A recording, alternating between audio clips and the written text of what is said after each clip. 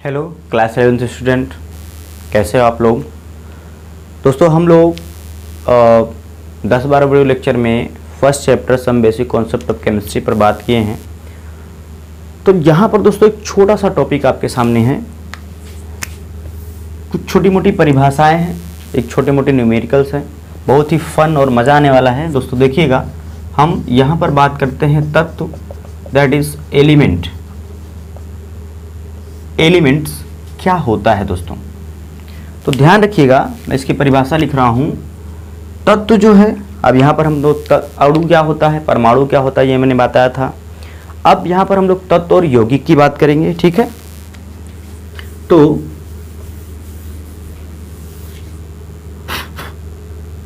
एक ही, ठीक, ये दोस्तों क्या है, एक ही प्रकार के परमाणुओं से मिलकर बनने वाला पदार्थ क्या कहलाता है दोस्तों, तत्व कहलाता है। तत्व कहलाता है, उसमें एक ही प्रकार का क्या होना चाहिए दोस्तों, परमाणु होना चाहिए। जैसे ये कोई तत्व है, लेट से इसको हमने नाम लिख दिया कि ये है नाइट्रोजन का तत्व है, ये है, तो इसमें जितने भी परमाणु हों वो एक ही प्रकार का होने चाहिए। जैसे ऑक्सीजन का तत्व है, तो उसमें अगर मैंने इस प्रकार का परमाणु बना दिया है, तो सारे के सारे परमाणु कैसे होने चाहिए, इस प्रकार के होने चाहिए, ठीक है।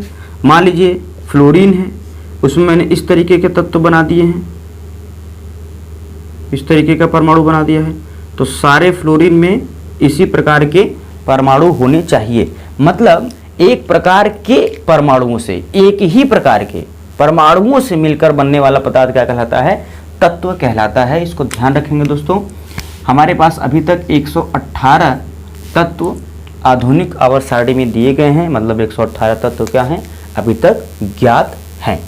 अब दोस्तों यहाँ पर हम लोग तत्व के बाद यौगिक की बात करें, तत्व के बाद किसकी बात करें दोस्तों, यौगिक की बात करें, तो इसकी भी परिभाषा मैं लिख रहा हूँ,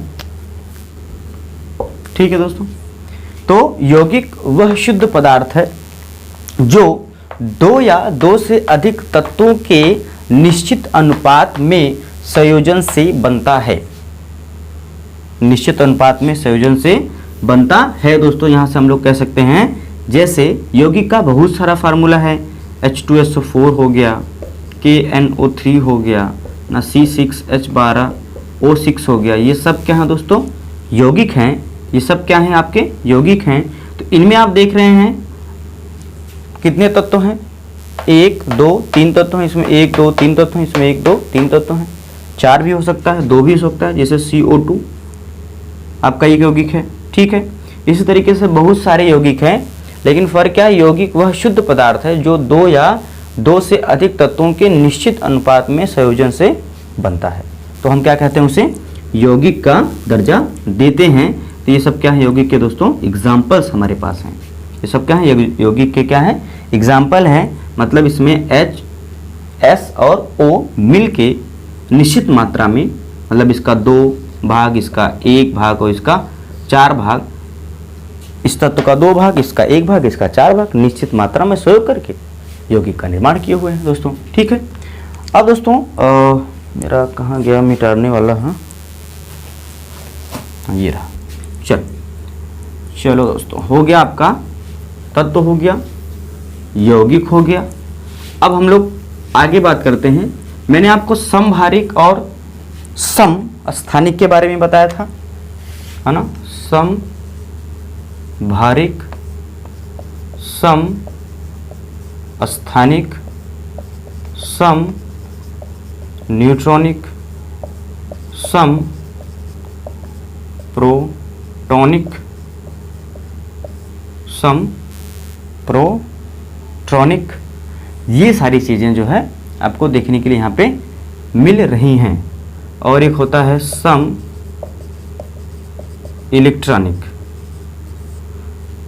ठीक है। समभारिक, समस्थानिक, सम न्यूट्रॉनिक, सम प्रोटॉनिक और सम इलेक्ट्रॉनिक दोस्तों होता है। ये चीज़ें समझते हैं। इससे पहले दोस्तों 2-3 फार्मूले मैं आपको बता देता हूँ। पहला फार्मूला है दोस्तों, परमाणु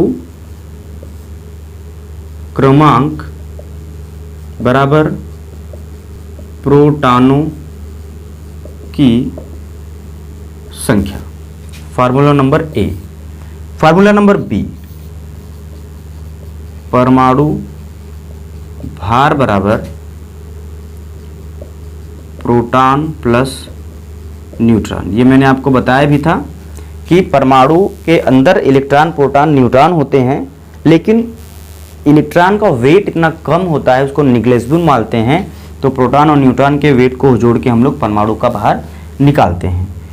फार्मूला नंबर सी है दोस्तों कि electron is equal to proton, लेकिन इसके लिए मैं आपको स्टार बना दे रहा हूं और लिख दे रहा हूं, यह स्थिति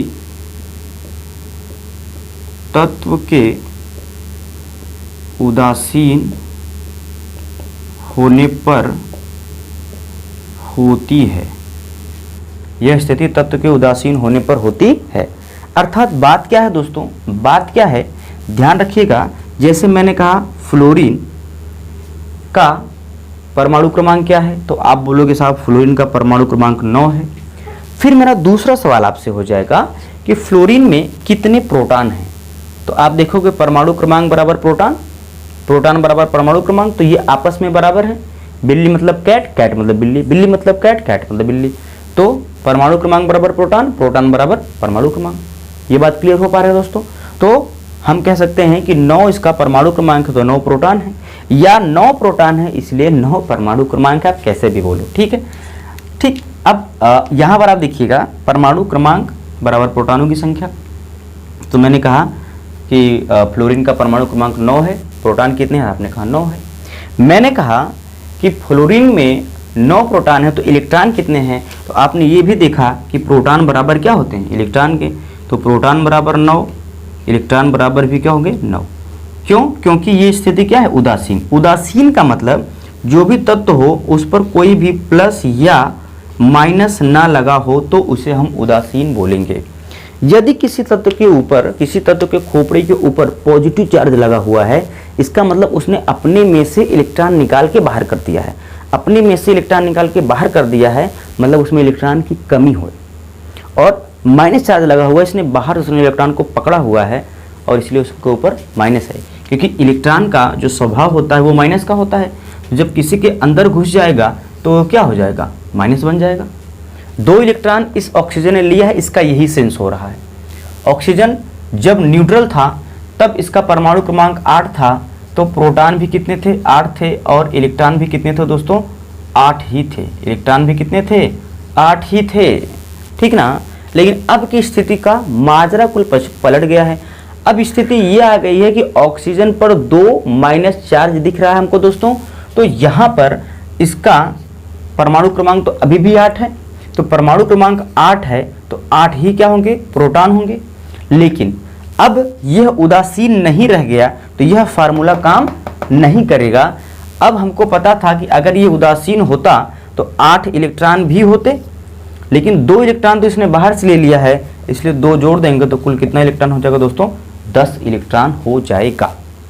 कितना इलेक्ट्रॉन हो जाएगा साहब, 10 इलेक्ट्रॉन हो जाएगा। तो इस बात को बेहद अच्छे तरीके से हमको याद रखना है, यह फार्मूला तभी वैलिड होगा जब कभी भी तत्व क्या होगा, उदासीन होगा। अगर उदासीन नहीं है तब की स्थिति में अपन क्या करेंगे कि अगर माइनस चार्ज दिख रहा है तो उतना इलेक्ट्रॉन जोड़ के निकालेंगे, और प्लस चार्ज दिख रहा है तो उतना इलेक्ट्रॉन घटा के निकालेंगे। जैसे मेरा कहना है कि मेरे पास कोई एक तत्व है जिसका नाम X है, इसके ऊपर 3 माइनस है, इसका परमाणु क्रमांक 52 है, तो इसमें कितने इलेक्ट्रॉन हैं ये आप मुझे बताओ। बताओ जल्दी जल्दी बताओ, बताओ बताओ बताओ बताओ बताओ बताओ, बोलो, बताया, चलो बहुत अच्छा। क्या बोला भाई, क्या बोला भाई, इसका परमाणु क्रमांक 52 है, इसका मतलब इसमें 52 क्या होंगे, 52 प्रोटॉन होंगे। 52 इलेक्ट्रॉन भी होते जब इस पर कोई भी चार्ज नहीं होता, 52 इलेक्ट्रॉन होते जब इस पर कोई चार्ज नहीं होता। लेकिन अभी क्या हो गया है, अभी इसके 3 माइनस चार्ज इसके ऊपर आ गए, इसका मतलब 3 इलेक्ट्रॉन इसने बाहर से ले लिया है। तो सिंपल सा 52 + 3 = 55 इलेक्ट्रॉन की बात इसके अंदर आई है। तो इलेक्ट्रॉन 55 है और प्रोटॉन कितने हैं, 52 हैं। लेकिन जब यही माइनस चार्ज नहीं रहता तो मैं कहता कि परमाणु क्रमांक 52 है, प्रोटॉन कितने हैं, तो आप कहते प्रोटॉन भी 52 है और इलेक्ट्रॉन भी 52 है, क्योंकि परमाणु क्रमांक बराबर प्रोटॉन, प्रोटॉन बराबर इलेक्ट्रॉन। ठीक है, लेकिन यह मामला कब आएगा, ये तो हमेशा रहेगा, लेकिन यह कब आएगा, जब उदासीन रहेगा तब आएगा। ठीक है, चलो ये फॉर्मूला आप बहुत अच्छे से याद रखिए। इसकी समभारी क्या होता है, मैंने जब बताया था आपको, तो मैंने आपको बताया था कि जब परमाणु क्रमांक अलग अलग हों और परमाणु भार समान हो तो उसे हम समभारी कहते हैं। ठीक है, मैं परिभाषा बोल रहा हूँ, जब परमाणु क्रमांक अलग अलग हो, परमाणु भार समान हो, है ना, जैसे आर्गन है, पोटेशियम है, कैल्शियम है, ये 18, ये 19, ये 20, लेकिन इन सब के परमाणु भार कितने होते हैं दोस्तों, 40 होते हैं। तो ये किसका उदाहरण हो गया, समभारी का, मतलब परमाणु भार समान है, परमाणु क्रमांक अलग अलग है, तो ये हो गया समभारी। समस्थानिक में दोस्तों जैसे क्लोरीन है, ये 17, 35 और 37। हाइड्रोजन की स्थिति इस तरीके से बनती है ना, आप देख रहे हो कि परमाणु क्रमांक तो समान है परंतु परमाणु भार भिन्न भिन्न है, परमाणु क्रमांक समान है परंतु परमाणु भार भिन्न भिन्न है। तो जब परमाणु क्रमांक समान रहे और परमाणु भार भिन्न भिन्न रहे तो उसे अपन बोलते हैं समस्थानिक बोलते हैं, और जब परमाणु भार समान हो, परमाणु क्रमांक अलग अलग हो, वह क्या बोलते हैं, उसे समभारिक बोलते हैं। मतलब भार समान हो तो समभारिक और परमाणु क्रमांक समान हो तो समस्थानिक। सम न्यूट्रॉनिक को समझने से पहले हम लोग सम प्रोटॉनिक पर आते हैं। तो सम प्रोटॉनिक, तो प्रोटॉनों की संख्या बराबर परमाणु क्रमांक, पर प्रोटॉनों की संख्या बराबर परमाणु क्रमांक। तो हम ये कह सकते हैं दोस्तों कि ये चीज और ये चीज एक ही है, ये चीज और एक ही चीज एक ही है, क्योंकि मैं यहाँ पे बोल रहा हूँ कि परमाणु क्रमांक बराबर होगा अर्थात प्रोटॉन भी बराबर होंगे। तो सम प्रोटॉनिक या समस्थानिक एक ही चीज है। हम कहें कि प्रोटॉनों की संख्या समान होगी तो उसे सम प्रोटॉनिक कहेंगे। तो यहाँ पर प्रोटॉनों की संख्या समान होने का अर्थ है कि परमाणु क्रमांक समान है, क्योंकि परमाणु क्रमांक बराबर प्रोटॉनों की संख्या। तो इसमें और इसमें कोई भी अंतर नहीं है, बस बोलने का अंतर है। समस्थानिक क्या है, परमाणु क्रमांक समान है समस्थानिक। सम प्रोटॉनिक क्या है, प्रोटॉनों की संख्या समान है तो सम प्रोटॉनिक, और प्रोटॉनों की संख्या बराबर परमाणु क्रमांक। तो बात तो एक ही होगी ना, तो ये और ये तो एक ही चीज हो गया।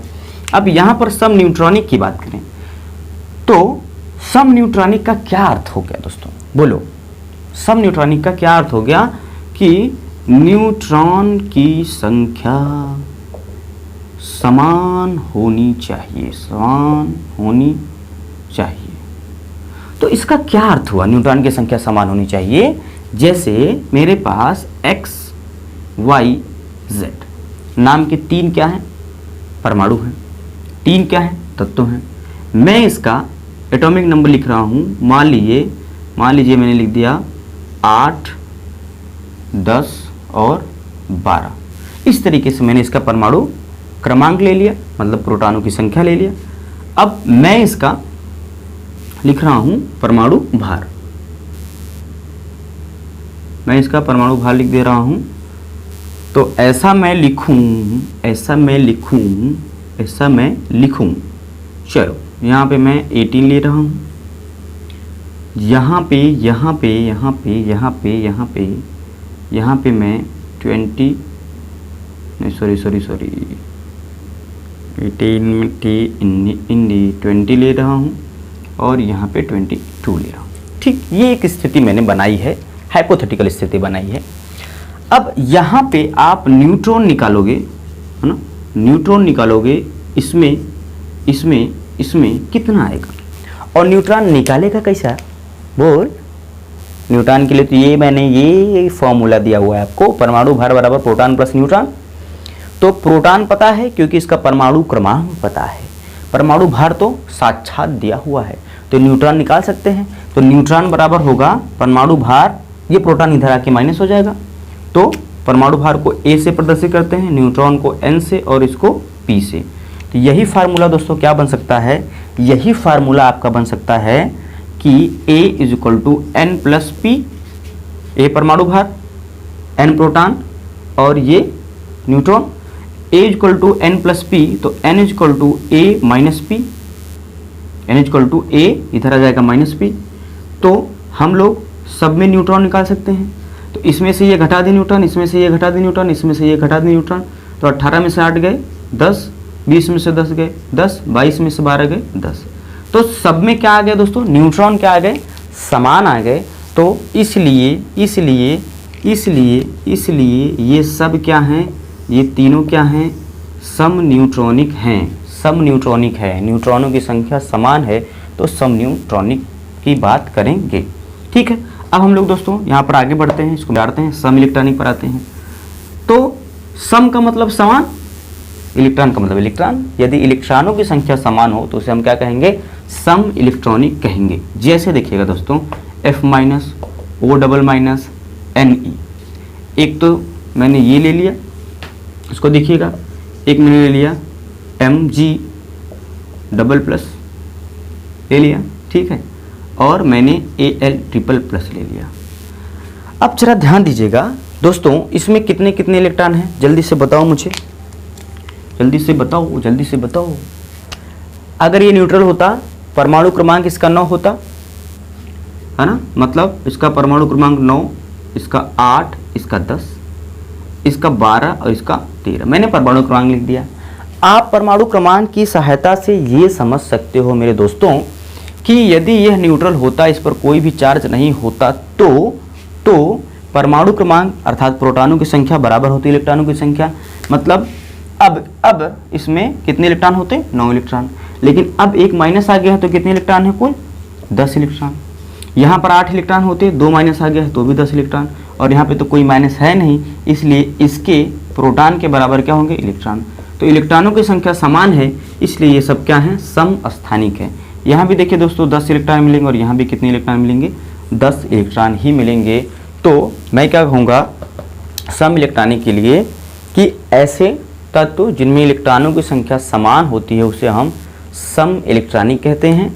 प्रोटॉनों की संख्या समान होती है सम प्रोटॉनिक, न्यूट्रॉनों की संख्या समान होती है सम न्यूट्रॉनिक, परमाणु क्रमांक समान हो, परमाणु भार अलग अलग हो समस्थानिक, परमाणु भार समान हो, परमाणु क्रमांक अलग अलग हो, उसे हम समभारिक कहते हैं। तो इन सब ये जो मैंने 3 फार्मूले लिखे हैं, अब इस पर कुछ बात करते हैं आपसे और यहाँ पे देखने की कोशिश करते हैं कि किस तरीके से हम लोग, तो अभी जो हम लोगों ने फार्मूला बात किया उस पर आप कुछ क्वेश्चंस देख सकते हैं। जैसे पहला क्वेश्चन है, एक तत्व का परमाणु, यहाँ पे परमाणु भार लिखना था, परमाणु भार 220 है, यदि उसमें इलेक्ट्रॉनों की संख्या 105 हो तो न्यूट्रॉन की संख्या की गणना कीजिए। तो दोस्तों हमें पता है जब उदासीन परमाणु रहता है तो इलेक्ट्रॉन के बराबर प्रोटॉन होते हैं। तो प्रोटॉन कितने हो गए, 105, परमाणु भार दिया ही गया है। अब परमाणु भार बराबर न्यूट्रॉन प्लस प्रोटॉन, तो न्यूट्रॉन बराबर क्या हो जाएगा, प्रोटॉन, मतलब परमाणु भार में से प्रोटॉन घटा देंगे यहाँ पे, है ना, तो लिख सकते हैं कि N = A - P।